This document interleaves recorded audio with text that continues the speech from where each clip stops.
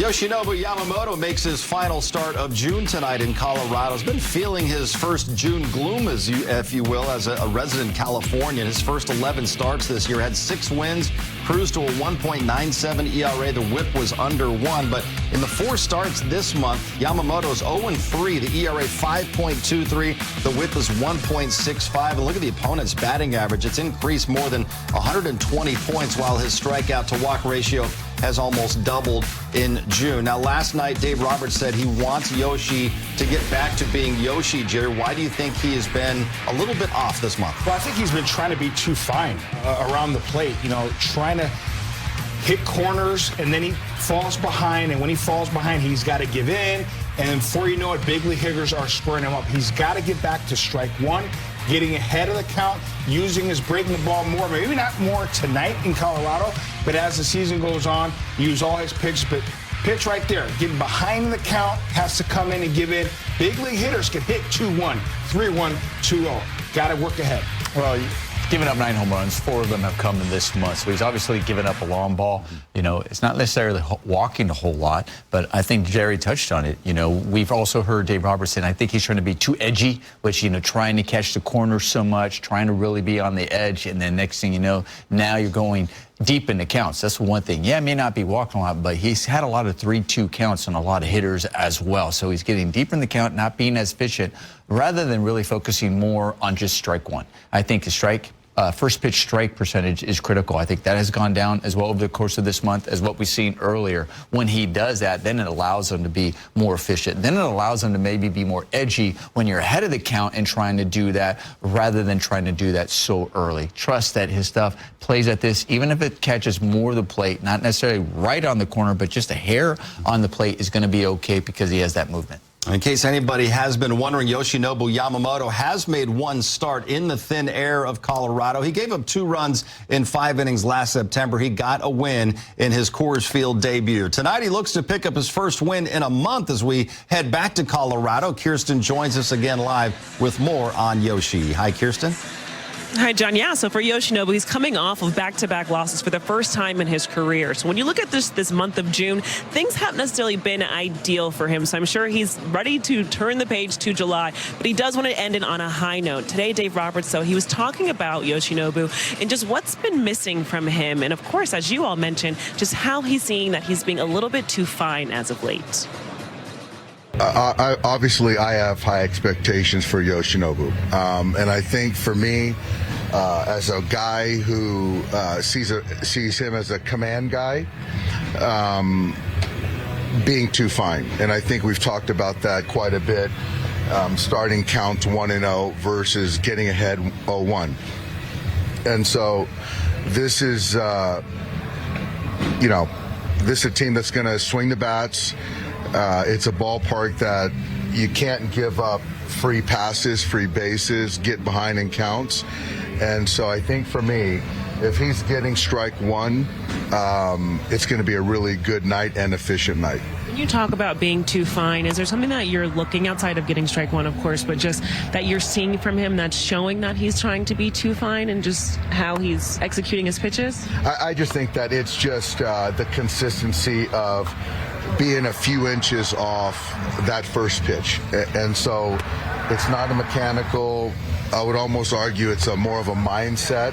It comes more from just like trying to want to like paint the corner like on every pitch he throws more than like not maybe trusting his stuff in the zone enough. Just kind of feeling like I can hit these spots exactly how I want to and just missing a little too much doing it. Yeah, I think so. I think that's what it is because he is such a command guy. So I think at times you want to be perfect. And I just feel that he has more margin than he thinks he does. And not to say that he's given hitters credit, but I think the bottom line is that we got to get ahead. So Dave Roberts, as he shared, he believes that the issue for Yoshinobu in these last few outings has been just that he's being too fine. He's trying to be a little bit too perfect, hitting certain spots, and it's been consistent misses. So the hope for him today is just to kind of get back to being himself, getting a little bit out of his head. He did say that Mark Pryor actually had a conversation with Yoshinobu recently, so they're hoping that that'll translate to on the mound and just how he's executing his pitches. Of course, it is a tough one here at Coors Field, but he has had success here in the past, so hopefully he can lean into that. Understand that you don't have to be perfect in this one because he has the stuff, and so he can execute. And then on the other side, hopefully he can get some run support, because that has also been an issue when it comes to when Yoshinobu has been on the mound, the lack of run support from the offense. So hopefully as a total and as a group, everyone can turn some things around today here at Coors Field, guys. All right, a chance to finish off what's been a difficult month of June for him with a positive one tonight. Kirsten, thank you very much. And we just heard Kirsten talking about the run support. It would be nice to see the Dodgers get some early runs in this game, because Yoshinobu Yamamoto is averaging just 2.34 runs of support per game, third lowest among starting pitchers, Nomar, who've made at least 10 starts. So my question is, can that affect maybe his psyche a little bit when he's out there on the mound, where he feels like maybe he has to be too perfect, like Dave Roberts was saying? Well, yeah, when you're going along inning after inning and it's still 0-0, or it's within a one-run game, you're feeling like, man, now I don't have any margin for error. And so, yeah, you start being a little bit too fine. Yeah, you start trying to have to make that perfect pitch every single pitch, rather than, okay, I have a 2-3-1 lead. You know, nobody's on base. You know, if I happen to give up a home run here, it's a solo shot, but I can't walk them, and I got to get ahead. It's a little different. Like, I'm going to get ahead, and if they hit it, so be it, but it's okay. But I'm going to try to get strike one, and you're now focused more on the center part of the plate rather than going, okay, listen, it's 0-0. I can't let them get the lead right now. It's a tight ball game. It's up to me to hold them close. I got to try to catch the corner. I got to come from the outside in trying to catch the corner rather than going more inside out to catch the corner and trusting if it gets a little bit too much of the plate, you're still going to be fine. You know, I played with Josh Beckett, and he said there's always one guy on the staff where it's, you know, 2 or 3 months, hopefully not a year, where he's not going to get run support. That's just the nature of the beast. Right now is Yoshi. Hopefully that changes. And Nomar's point, sometimes you can be too fine and understanding we're in a 0-0 ball game or it's a one-run ball game. I got to be perfect. Hopefully he doesn't feel that way, and hopefully this Dodger team scores a lot of runs for him tonight. You know, you change that. You just take the team out for dinner. Just, you know, say, hey, guys. Is that don't the be problem? afraid. Yeah, just got to just take care of your guys a little bit more. Hey, guys, here it is. I'm giving you out to dinner. Can you score runs for me now? Let's go. All right, well, hopefully they're all well-fed today for the start of this game. Jerry, you probably didn't know, but there's actually a statue of you at the main entrance to Coors Field. That's right. Kind of, I should say. A statue is called The Player. It represents everyone who has ever played this great game. So congratulations to you, Jerry. Thank you. Plus, the Dodgers will have officially hit the halfway point of the season after tonight's game. It gives us a perfect excuse to take a look at what's happening around the league. Our surprises of the first half coming up. Hard to believe the Dodgers have lost all 4 of Yamamoto's starts in the month of June. I mean, compare that to his first 11 starts of the season. They won 8 times.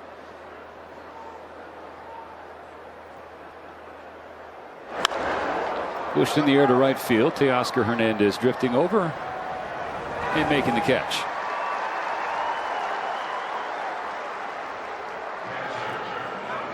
StatCast 3D is powered by Google Cloud. This is the pitch arsenal for the Dodgers starter. Four-seamer sets up everything. If he's able to locate that, work ahead, then that splitter will follow. Curveball, throws the cutter as well. We just saw that. But again, everything revolves around that fastball. How that is used efficiently, where it's located in the zone, determine how everything else works. Popped him up. Goodman into shallow center for Pages. Out number 2 on 1 pitch. Yoshinobu Yamamoto last start became the fastest Japanese-born player to reach 200 career strikeouts. Well, if you in the Dodger bullpen can just get 7 tonight, that'll get you another free jumbo jack tomorrow and a Jack in the Box in LA. Where does he go for the 2-2? Goes to the curve and gets a swing and a miss for strike 3. A 10-pitch scoreless first for Yamamoto.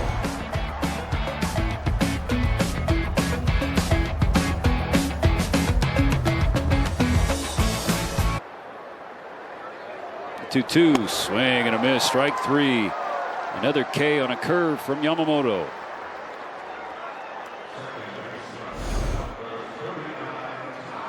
Yamamoto so far early on has been as diverse as I've seen him as far as usage of pitches.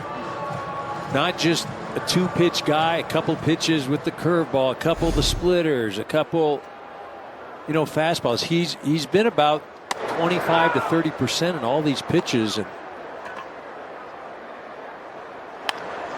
ground ball up the middle. Edmonds waiting beyond the bag. 2 gone.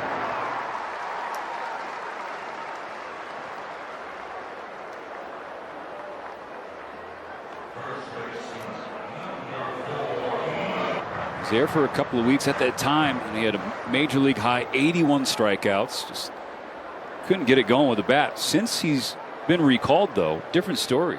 Batting average above 300. But Yamamoto sits him down on 3 pitches, bookending K's in a 10-pitch second. I mentioned last inning about the diversity coming into this inning when you're talking about the pitches that Yamamoto's using. Coming into this inning, 5 splitters, 5 curveballs, 5 4-seamers, 3 cutters. And again, usually a pitcher too, there's a feel. Very rarely does everything work and does everything feel good. But that seems to be the case early on with Yamamoto.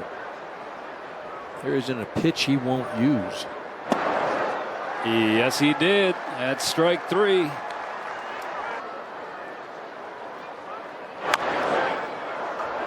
Tapper up the line, picked up by Rushing, and he throws to Freddie for out number 2. How about that from the rookie backstop? Nice job by Rush just to hover over the ball and let it roll fair. And once it does, he's right over it, able to barehand it. Good throw to Freddie.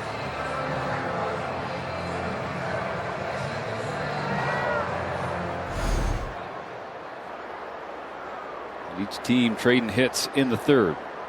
Yamamoto trying to strand Hillier. That's fly to center. Pajes will jog back, or he can make the catch. It's hits in 6 straight for the Rocky backstop.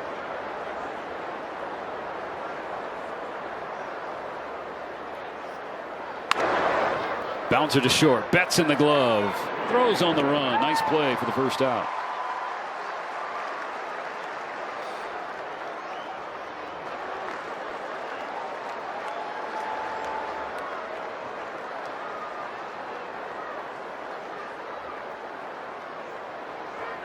Strike 3 swinging. Did it with the split.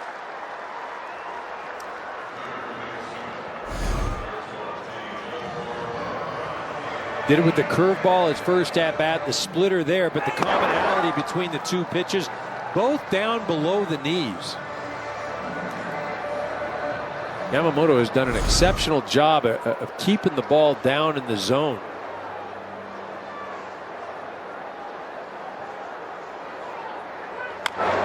Bouncer to the right side. Yamamoto off the mound. He will cover the bag. 11 pitches. Another efficient frame for the Dodgers righty. The course of a season, and some guys get crazy run support, others don't get any. You try to explain it. Can't. 3-2. Curve a little low, and Rushing frustrated with how he received that. It's a leadoff walk to Estrada.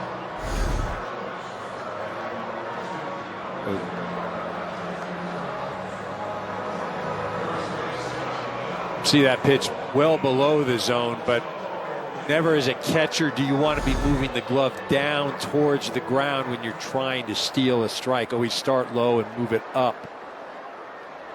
One hitter. His 0-2 pitch to Moniak. Caught on and missed. Strike 3. Punch out number 6 to get through the 5th for Yamamoto.